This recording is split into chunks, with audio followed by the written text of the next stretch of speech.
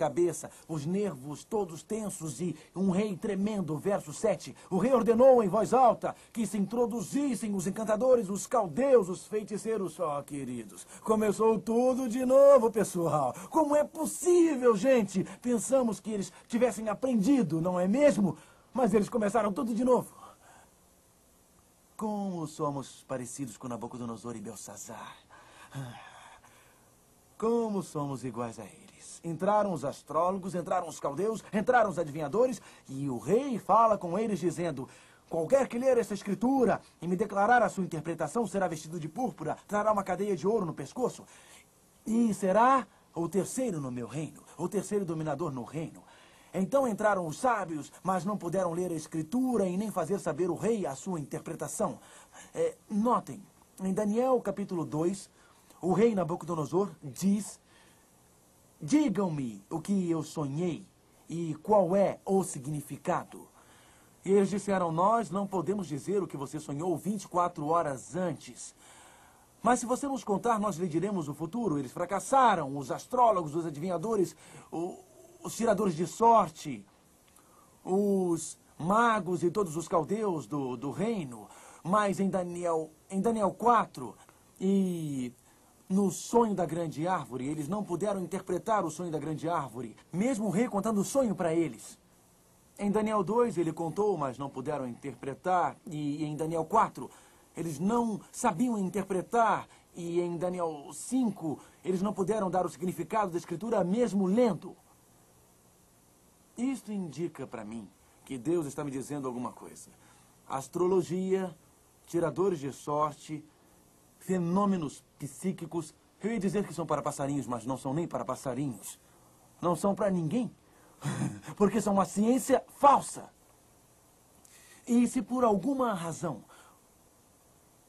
você acredita nesse tipo de coisa, sua mente está curiosa sobre estas coisas, se alguma vez você procura a coluna de astrologia no jornal só por curiosidade, você bebe veneno por curiosidade? Eu não preciso beber 1 litro de leite para dizer que ele está azedo. Não é mesmo? Apenas um golinho e eu não beberei mais daquele leite. Astrologia, previsões do futuro e tiradores de sorte são azedos.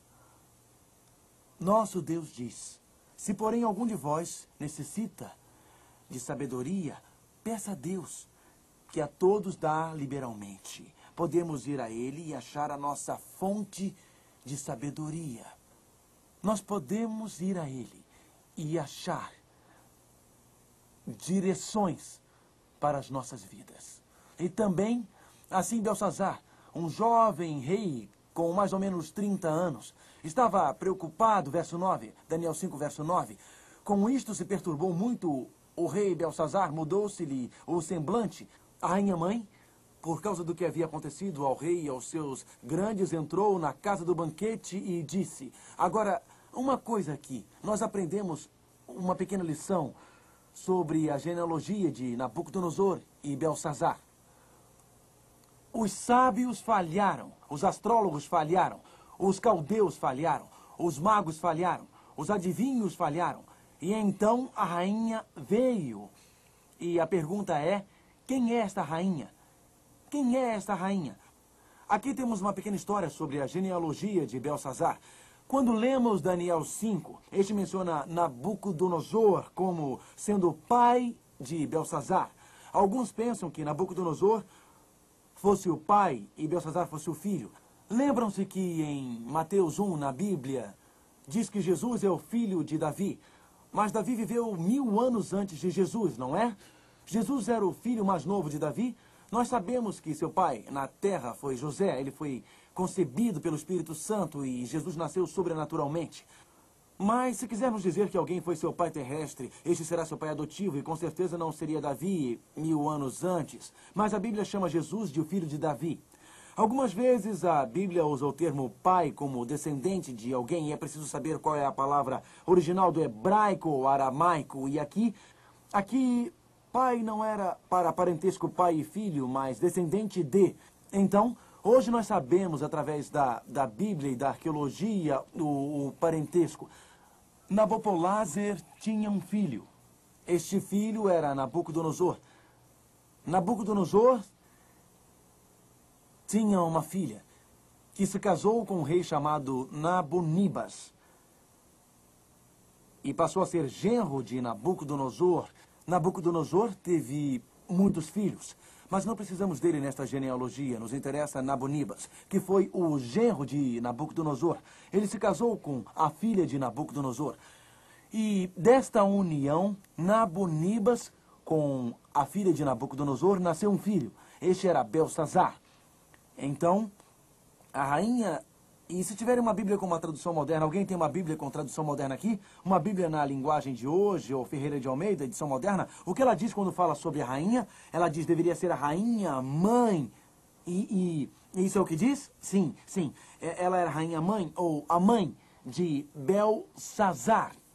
Isso é muito, muito interessante, porque aqui... Belsazar, no meio da sua festa, chamou astrólogos e eles falharam, chamou adivinhos e falharam, chamou tiradores de sorte e falharam. Então, gritando, veio a sua mãe.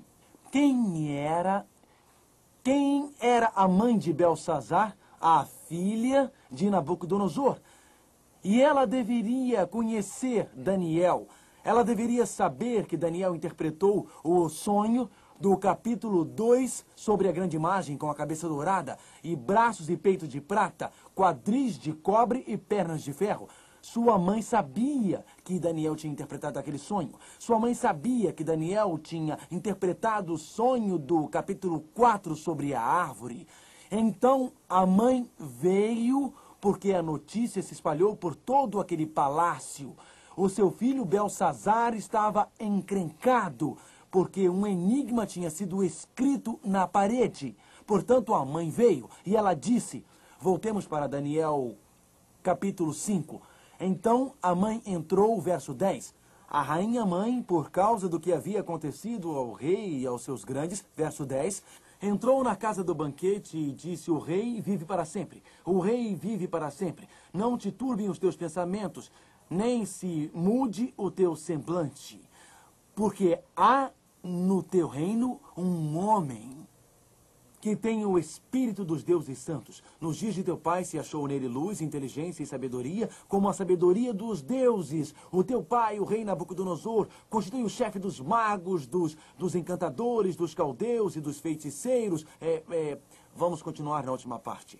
Se acharem neste Daniel, a quem o rei pusera o nome de Beltesazar, chama-se, pois, a Daniel, e ele dará a interpretação. Quem é este Daniel? Ele deveria ter uns 85 anos. Daniel, 80, viveu neste reino por 70 anos. Daniel conheceu os tempos épicos de Babilônia, conheceu a grande magnificência do império. Daniel tinha uma reputação e agora ele era um ancião e agora Daniel tinha 80 anos. Daniel tinha um espírito excelente. Daniel tinha conhecimento e entendimento, podia interpretar sonhos. Daniel podia resolver problemas e podia dissolver dúvidas. Daniel era um homem de Deus, era uma testemunha de Deus. Daniel tinha um caráter notável, honesto e íntegro. E Daniel foi fiel a Deus durante 70 anos na Babilônia. Se Daniel, por 7 décadas, pôde ser fiel a Deus em Babilônia, você pode ser fiel a Deus onde você está. Ser fiel a Deus na sua escola. Não interessa o que os outros alunos estão fazendo, você pode ser fiel a Deus na sua escola.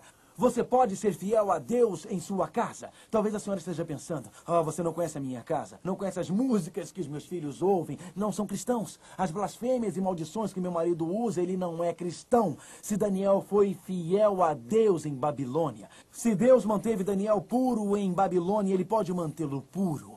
Você diz, pastor, não conhece onde eu trabalho. A desonestidade, as fotografias pornográficas nas paredes, as blasfêmias, as brincadeiras. Escute. Se Daniel pôde ser fiel a Deus e Deus o manteve firme na Babilônia, aquela cidade de imoralidade e bebedeiras, blasfêmias e desafios, ele irá mantê-lo firme e seguro onde você está. Mas lembre-se que Daniel não estava em Babilônia porque ele quis. Algumas vezes